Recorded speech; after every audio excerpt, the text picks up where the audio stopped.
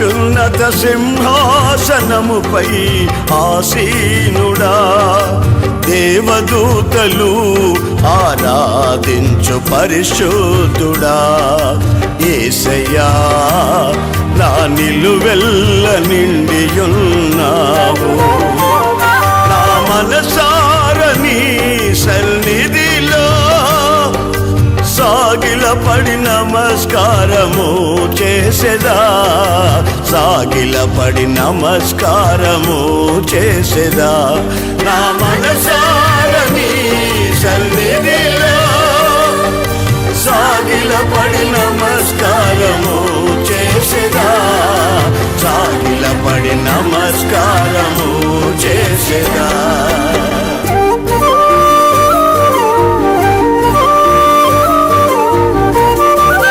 మన ప్రభువును రక్షకుడైన యేసు క్రీస్తు అతి శ్రేష్టమైన నామాన్ని బట్టి దేవుని జనాంగమైన మీ అందరికీ పేరు పేరున హృదయపూర్వక వందనాలు. ఈరోజు ఒక వాక్యాన్ని మీతో పంచుకోవాలని ప్రేరేపించబడుతూ ఉన్నా. దేవుడు మాట ఇచ్చాడా నెరవేరుస్తాడు. కొన్ని కార్యాలు ప్రార్థన చేసిన వెంటనే జరుగుతాయి, కొన్ని కార్యాలేమో ప్రార్థన చేసిన వెంటనే జరగవు. కొన్నిసార్లు వెంటనే కార్యం జరిగితే ఎంత సంబరపడిపోతాము. కానీ దేవుడు మీ కార్యాన్ని సఫలం చెయ్యాలి అనుకుంటే 3 విషయాలు మీరు మనసులో పెట్టుకుంటే, అవి విని ఆలకించి మీరు ప్రార్థనలో ఏకీభవిస్తే మీ మార్గాలు సరళం చేయబడతాయి, మీ కార్యాలు తప్పక నెరవేర్చబడతాయి. చదవండి 37వ కీర్తనలోని 5వ వాక్యాన్ని జాగ్రత్తగా చదువుతాం.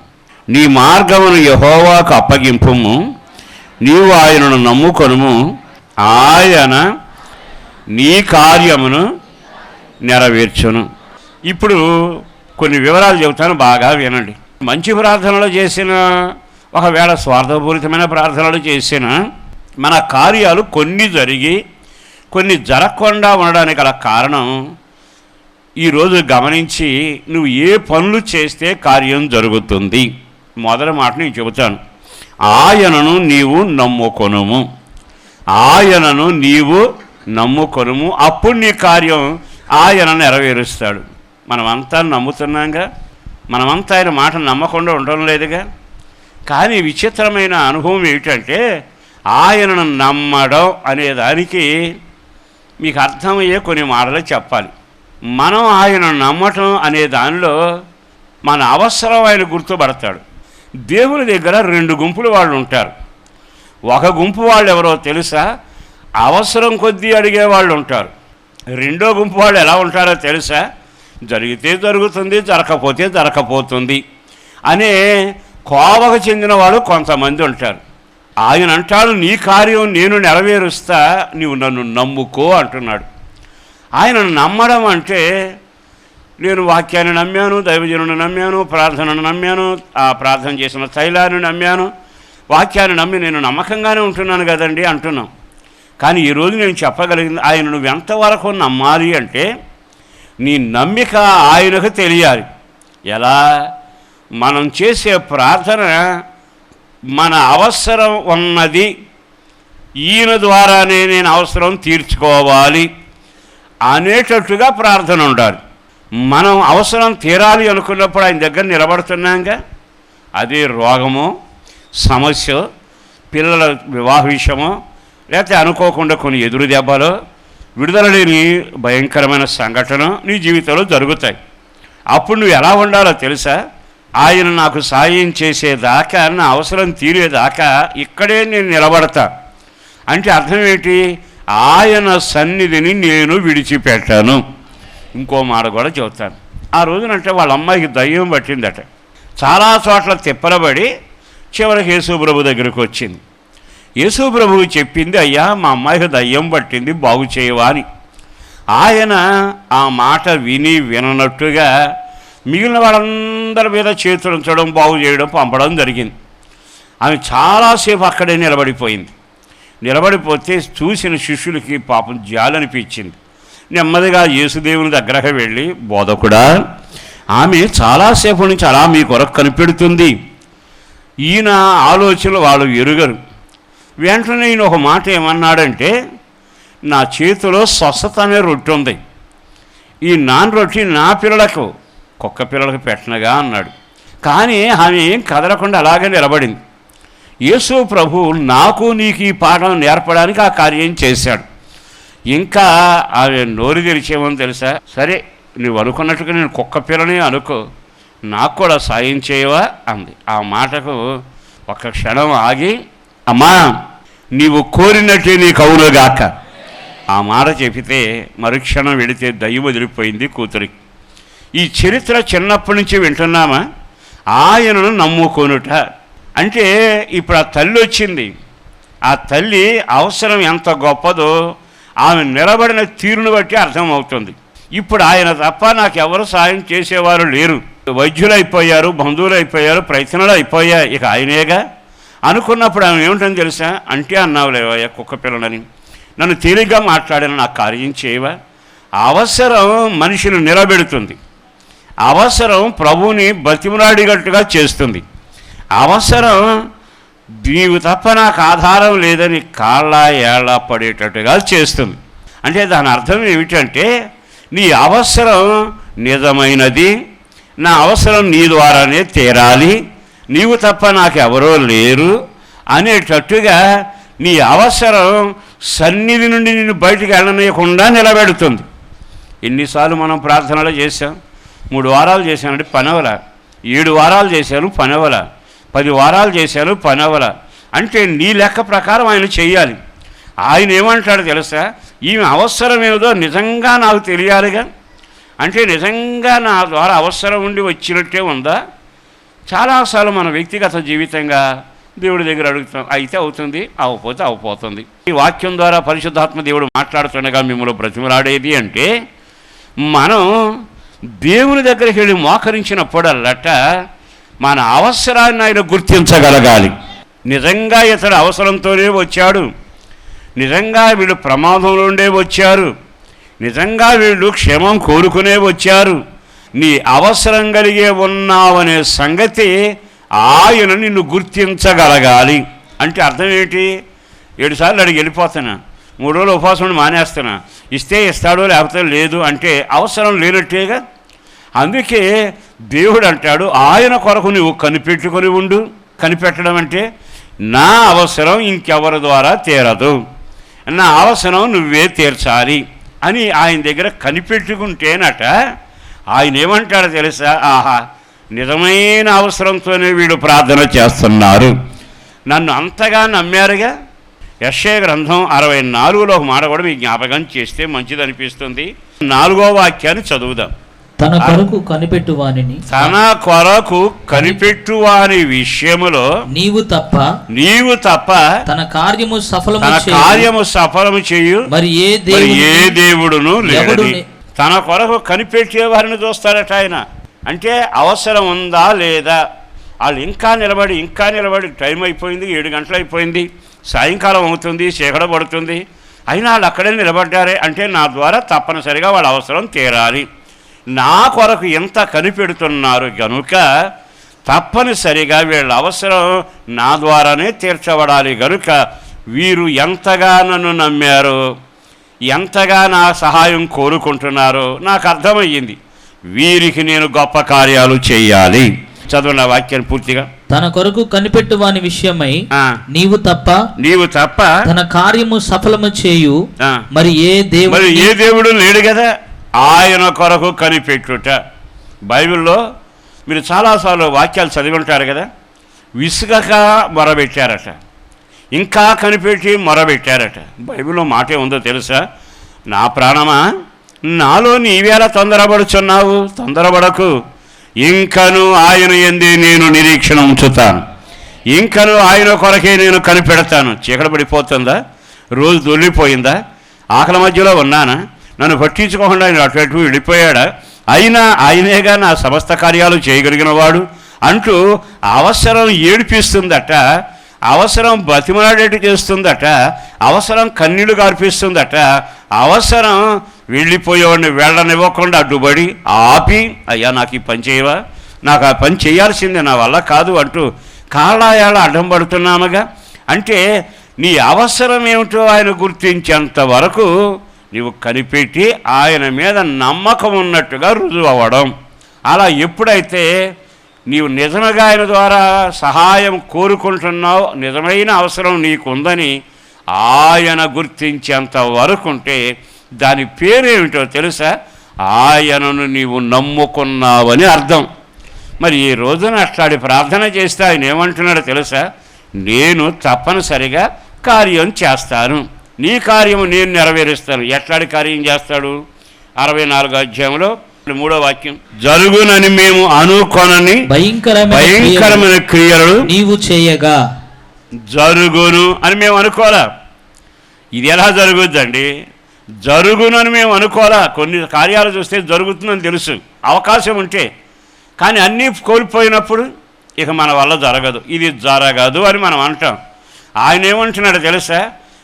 నీవు నా కొరకు అవసరం ఉండి ఇంతగా కనిపెట్టావు గనక, నువ్వు నిలబడిన తీరే నీ అవసరం నా ద్వారా తీర్చుకోవాలని నమ్మావు గనక, ఏ కార్యమైతే జరగదనుకుంటావో ఆ కార్యాన్ని నేను జరిపి చూపించబోతున్నాను. దేవునికే మహిమ కలుగునగాక. ఆయన జరగని కార్యాలు నీకు చేయబోతున్నాడు. నమ్మాను బైబిల్ అండర్లైన్ చేసుకోవడమో, ప్రార్థన చేసుకోవడమో, 4 రోజులు ఉపవాసం ఉండటం సరిపెట్టుకోవడం కాదు. నీ అవసరం ఏమిటో నిజంగా అవసరమే ఉండి ప్రార్థన చేసినట్లుగా నా దేవుడు నిన్ను గుర్తించునుగాక. అట్లాంటి గుర్తింపగలిగితే ఒక్క అడుగు ముందుకు వేయలేవుగా. ఆ బెడను తీసుకుని వచ్చి మంచం మీద పడేసిందండి చనిపోతే. తిన్నగా దైవజనుడి దగ్గరికి వెళ్ళింది. ఆ దైవజనుడికి చెప్పాక ఒక పనివాడిని ఇచ్చి చేతికర్ర ఇచ్చి పంపాడు. కానీ నేను వెళ్ళను, నువ్వు రావాల్సిందే అని. అంటే నీ వస్తే తప్ప ఇక ఆయన ఏం చేయాలి? పెద్ద వయసు, పర్వతం మీద ఉంటుండేవాడు. కానీ మారు మాట్లాడక ఆమె పట్టిన పట్టు, నీ వస్తే తప్ప నేను కదలను. అప్పుడు ఆయనకు అర్థమైంది, ఈమె పరిపూర్ణంగా నాపై ఆధారపడింది, దేవుని శక్తి బాగా ఎరిగినట్టు ఉంది. పనివాణ్ణి పంపాను, ఆమె మీద నమ్మకం లేకపోయిందిగా, సరే నేనే వెళతానని కార్యం చేశాడు వెళ్ళి. ఎందుకు ఈ సంగతి చెబుతున్నానంటే, మనం కనిపెట్టడంలోనే దేవుడు గమనిస్తాడు, మానక మొరబెట్టడంలోనే గమనిస్తాడు, విసుగు చెందకుండా విజ్ఞాపన చేస్తేనే గమనిస్తాడు. నా జీవితంలో ఇక నీవు తప్ప ఆధారం లేదు, ఏమైనా చేసినా నీవే అంటూ ఆయన పాదాల దగ్గర పడి ఉంటే ఆయన ఎవరో తెలుసా? తప్పనిసరిగా నీ కార్యాన్ని భుజాన వేసుకుని నెరవేర్చగలిగిన దేవుడు. అందుకని నీవు ఆయనను నమ్ముకొనుము, ఆయన నీ కార్యం నెరవేరుస్తాడు. 2వ మాట కూడా చెబుతాను. కీర్తనాకారుడు రాసిన 37:4లో ఏం రాయబడింది? యెహోవాను బట్టి సంతోషించు. బాగా వినండి. మనం దేవుణ్ణి ఎరుగుదాం, దేవుణ్ణి శక్తిని తెలుసుకున్నాం. దేవుడు గొప్పవాడని పిడికిలు బిగించి గట్టిగా అరుస్తాం. కానీ దేవుని యందు సంతోషించడం అనేది ఒక భాగం. మళ్ళా చెబుతాను, దేవుని యందు నువ్వు సంతోషించడం ఒక గొప్ప భాగ్యం. చాలాసార్లు మనం దేవుని యందు సంతోషించడం అంటే జరిగినప్పుడు సంతోషిస్తాం, ఆ కార్యం జరుగుద్దని నమ్మకంతో ప్రార్థన చేస్తాం. కానీ కొన్నిసార్లు దేవుని యందు సంతోషించే ఒక అనుభవానికి మనం రాకపోవడం. మీకు ఒక కుటుంబాన్ని పరిచయం చేస్తాను. ఆ ఇంట్లో 3 మనుషులు ఉంటారు, మరియా, మార్తా, లాజరు. లాజరు చనిపోయాడు, అందరికీ ఏడుపు వచ్చింది, ఊరు కూడా ఏడ్చారు. ఆ తర్వాత యేసు ప్రభు ఆ గ్రామానికి వస్తే విచిత్రమైన అనుభవం ఏంటో తెలుసా? మరియా, మార్తలు ఇద్దరు ఆయన్ని కలుసుకున్నారు. కానీ మరియలో ఉన్న గొప్ప నమ్మకం ఏంటో తెలుసా? ఇద్దరికి ఒకే మాట చెప్పాడు ఆయన. ఏమని? అమ్మా, నువ్వు నమ్మితే దేవుని కార్యాలు చూస్తావు అంటే, ఈ పెద్దవి అంటది కదా, లేస్తాడని నా తమ్ముడు నాకు తెలుసండి, పునరుద్ధానం వస్తుందిగా, అది ఇప్పుడు కాదు ఎప్పుడో వస్తుంది, ఇప్పుడు అయ్యే పని కాదు, ఆ రోజు నా తమ్ముడు లేస్తాడు అని నమ్మకం ఉంది. ఆయనను బట్టి సంతోషం ఏమిటంటే, చావక ముందు వచ్చుంటే నా తమ్ముడు బతికేవాడే, చచ్చినాకు వచ్చావు గనక జరిగేది ఏంటంటే, పునరుద్ధానాలు నువ్వు చెప్పినట్టు అప్పుడు లేస్తాడు, ఎట్లాగా లేస్తాడు అంటే, ఇప్పుడు నువ్వు రావడం వల్ల పెద్ద ఫలితమేమీ లేదు అన్నట్టుగా మాట్లాడింది. ఆ మరియా అదే మాట వింది. ఆయన పాదాలను పట్టుకుని పాదాల మీద పడి ఏడ్చి అలాగే పట్టుకుంది. ఈ భావన ఏమిటో తెలుసా? అయ్యా, నువ్వు ఏదైనా చేయగలిగిన వాడు, పునరుద్ధానం దాకా ఆగక్కరలేదుగా, నీడ మీద నడిచింది మనం నేను చూశాక, పాడి మీద శవాన్ని పలకరించి లేపావుగా, నేనే చూచానుగా. మునిగిపోతున్న వారిని చెయ్యి లేపి నీళ్ళ మీద నడిపించినప్పుడు నేను చూచాను కదా. 12 సంవత్సరాల రక్తస్రావ రోగంతో నా వ్యక్తిని బాగు చేసావే ప్రభావంతో, అది నేను చూచానుగా. ఇప్పుడు నిన్ను బట్టి నేను సంతోషిస్తున్నా. ఏమిటో తెలుసా? ఇప్పుడైనా రేపైనా 10 రోజులకు వచ్చినా ఎప్పుడైనా ఈ కార్యం నువ్వు చేయగలిగిన వాడవు. మరియు భావన ఏమిటో తెలుసా? నేను ఆయనను ఎరుగుదును, నేను ఆయన శక్తిని ఎరుగుదును, కనుక నేను ఆయన కొరకు కనిపెడతాను, ఆయన మీద నమ్మకం ఉంచుకుంటాను. మీకు ఎన్నోసార్లు చెప్పిన మాట చెప్పనా? అబ్రహాం తన కుమారుని బలర్పించడానికి వెళ్ళాడు. గుండెల్లో పిండేసే సమాచారం లేక లేక లేక లేక కలిగాడు ఆ బిడ్డ. ఆ బిడ్డని దేవుడు బలిమ్మంటే తీసుకుని వెళ్ళి బలిపీఠం ఎక్కిచ్చాడు. ఆయనకున్న ధైర్యం ఏమిటో తెలుసా? నాకు తెలుసు, నా శరీరం ఉడిగిపోయినప్పుడే నా శరీరానికి సంతాన శక్తి కలుగజేశాడు. ఒకవేళ ఈ బిడ్డను పడుకోబెట్టి 2 ముక్కలుగా నరికి తగలబెట్టేశాకైనా ఆయన ఎవరో నాకు బాగా తెలుసు. బూడిదలో నుంచి నా కొడుకును పుట్టించి లేపగలిగిన వాడు. దేవునికే మహిమ కలుగునుగాక. ఈరోజు ఈ మాటలు విన్నాకైనా ఆయనను బట్టి నీకు సంతోషం కలకపోవడం, ఆయనను బట్టి అంటే ఆయన ఎవరో అంటే ఉన్నది లేనట్టు లేనిది ఉన్నట్టు చేయగలిగిన వాడు. ఆయన ఎవరు అంటే నువ్వు అనుకున్న దాన్ని మించిన కార్యాలు చేయగలిగిన వాడు. ఇంతగా ఆయన ఎవరు అంటే అగ్గిల్లో వేసేదాకా చూస్తాడు, వేసినాక కాలిపోతుందని ప్రజలు చప్పట్లు కొడుతుంటే కాలకుండా నడిపించగలిగిన సమర్థుడు ఆయన. సింహబోన్లో వేస్తే సింహాలు నోరు తెరిచి మింగుతాయి, కానీ మింగక మునిపి వాటి నోటికి తాళం పెట్టడానికి అక్కడికి వెళ్ళాడు ఆయన. ఈ రోజున వీళ్ళందరూ భక్తుల చరిత్రలో విన్న మాట ఏమిటో తెలుసా? ఆయనను బట్టి మేము సంతోషిస్తాను. ఆయన ఎవరో తెలుసా? అగ్ని మాకు తాకకుండా కాపాడగలిగిన సమర్థుడు. ఆయన ఎవరో తెలుసా? ఒకవేళ శవం అయిపోయి బూడిదైపోయి కాలిపోయినా సరే అందులోంచి నా కొడుకును లేపగలిగిన సమర్థుడు. ఎందుకో పరిశుద్ధాత్మదేవుడు ప్రత్యేకంగా మరలా మరలా మరలా విన్నాం ఈ వాక్యం, మరలా వినిపిస్తున్నాడు. దేవుడు ఈ నెలలో కొన్ని కార్యాలు మీ జీవితంలో చేయబోతావన్నాడు. అక్కడ రాయబడిన మాట, నీ కార్యము ఆయన నెరవేర్చును. 3 కార్యాలు చేయాలి. నీ అవసరం ఏమిటో దేవుడు గుర్తించేంత వరకు ఆయన కొరకు కనిపెట్టి నువ్వు ప్రార్థన చెయ్యాలి. 2వ కార్యం ఏమిటో తెలుసా? ఆయన సామర్థ్యాన్ని బట్టి నువ్వు సంతోషించుదువుగాక. ఆయన ఎంత సమర్థుడండి! నిశ్చయంగా శవం 4 రోజులు అందులో ఉంటే పిలిస్తే మళ్ళా సజీవుడిగా వచ్చాడుగా. మరి ఆయన్ని బట్టి మనం సంతోషించేది. ఆ లాజరునే లేపగలిగిన వాడు, ఈ కుష్ఠరోగినే బాగు చేసిన వాడు, మునిగిపోయేవాడు లేపినవాడు, ఆయన సమర్థుడు. ఈయన వచ్చాడు గనక నాకు సంతోషం. కొన్నిసార్లు మన జీవితంలో ఆయనను బట్టి సంతోషించలేకపోవడమే మన బలహీనతలకు కారణం. ఈ రోజున నీ శరీరంలో మార్పు వచ్చిన, కుటుంబంలో మార్పు వచ్చిన, సంఘంలో మార్పు వచ్చిన, నీ చేతి పనిలో మార్పు వచ్చిన, నీ పిల్లల మనుగడలో మార్పు వచ్చిన ఏమీ కంగారు పడబాకు. నిర్మాత మన కొరకు ఎదురొస్తున్నాడు, మన సృష్టికర్త మనకు ఎదురొస్తున్నాడు. ఆయనను బట్టి మనం సంతోషించుదుమగాక. బైబిల్లో ప్రార్థన ఆలకించేవాడట ఎగురొస్తాడట. ప్రార్థన ఆలకించేవాడట మన కొరకు వేగిరిపడి వస్తాడట. మన ప్రార్థన ఆలకిస్తే దుర్గాన్ని కట్టగలిగిన వాడట. మరి ఈరోజు ఈ మాటలు విన్నాకైనా ఆయనను బట్టి మనం సంతోషించే అనుభవానికి రావాలిగా. యోబును బాగా పరిశీలన చేస్తే ఒళ్ళంతా పుళ్ళమయమైపు అంతా అయిపోయింది. కానీ ఈ భార్య మాట్లాడినట్టు మాట్లాడాలా, స్నేహితులు మాట్లాడినట్టు మాట్లాడాలా? ఇంకా చూస్తున్నాడు. నేను ఆయనను ఎరుగుదును, ఆయన నన్ను గమనిస్తున్నాడు, నా అడుగులు స్థిరపరుస్తున్నాడు, ఇంకనూ నేను ఆయన కొరకే కనిపెడతాను. కారణం ఏమిటో తెలుసా? చీగిపోయిన కన్నులు, చెదవచ్చిన శరీరం పాడయ్యింది, చీమో రక్తం కారుతుంది, చరిత్ర తిరగబడింది. అయినా నేను ఆయనను బట్టి సంతోషిస్తాను. మట్టిని చేసింది ఆయనే, మట్టిని బొమ్మ చేసింది ఆయనే, ఊపిరి ఊదింది ఆయనే, అందంగా అమర్చింది ఆయనే, తల వెంట్రుకలు అమర్చినవాడు ఆయనే. ఎంత చేసిన వాడు పాడైపోతే తిరిగి బాగు చేయలేడు. ఆయనను బట్టి నేను సంతోషిస్తాను. విని వెంటనే కుటుంబాల్లో, వ్యక్తుల్లో ఎన్ని మార్పులు కలుగుతాయి.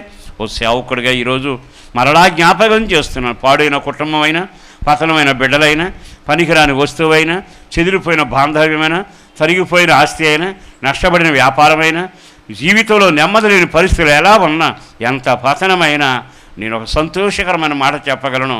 నిన్ను నిర్మించిన వాడు నీ కొరకు రాబోతున్నాడు. నిన్ను సృష్టించిన వాడు నీ దగ్గరకు వస్తాడు. ఆయనను బట్టి నీకు సంతోషం కలుగునగాక. ఆయనే ఈ కార్యము జరిగించగలిగిన వాడు. మూడో మాట చెబుతాను. నీ మార్గమును యెహోవాకు అప్పగింపు. ఈ చివరి మాట చెప్పి ఆపుతానండి. నీ మార్గం ఎవరికి అప్పగించాలి? యెహోవాకు అప్పగించాలి. ఇప్పుడు దేవుడు ఏమంటున్నాడు తెలుసా? మార్గం వదిలేసి నా దగ్గరకు రాల్లా. ఆయన ఏమంటున్నాడు తెలుసా? నీ మార్గాన్ని నాకు అప్పగించు. ఆమెను చెబుదామా? ఆ మార్గంలో ఇరుకుంది, ఆ మార్గంలో గరుకుంది, ఆ మార్గంలో బురద ఉంది, ఆ మార్గంలో నష్టం ఉంది, ఆ మార్గంలో గాఢాంధకారం ఉంది, కన్యడి చరిత్ర ఉంది. ఆయన ఏమనాలి? మార్గాన్ని వదిలేయి, నా కొత్త మార్గంలో నీవు నడు అని చెప్పరా. ఇక్కడ ఏమన్నాడు తెలుసా? నీ మార్గాన్ని నువ్వు నాకు అప్పగించు. మనకి కష్టమైన పని ఏంటంటే ఇదే. కానుక ఇవ్వడం తేలికే, గంట ప్రార్థన చేయడం తేలికే, మన మార్గాన్ని ఆయన అప్పగించడం చాలా కష్టం.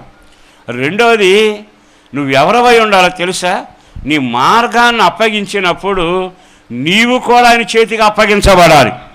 నీవు కూడా ఆయన చేతికి అప్పగించబడితే ఎంత ఆశీర్వాదమో తెలుసా? ఇప్పుడు నేను చెబుతాను. మన మార్గం పెడుతున్నామా, ఆయనకు అప్పగించాము అనుకోండి, మనం కూడా ఆయన చేతిలోకి వచ్చాము అనుకోండి, మరి మనం నడిచినప్పుడు గరుకే ఉందగా, మనం అప్పగించకమునుపు జారి పడుతూనే ఉన్నాగా. ఆయనకు అప్పగిస్తే ఆయన ఏం చేస్తాడు? ఆ మార్గాన్ని నిన్ను నడిపించాలని యోచన కలిగి నెమ్మదిగా నిన్ను దగ్గరగా తీసుకుంటాడు.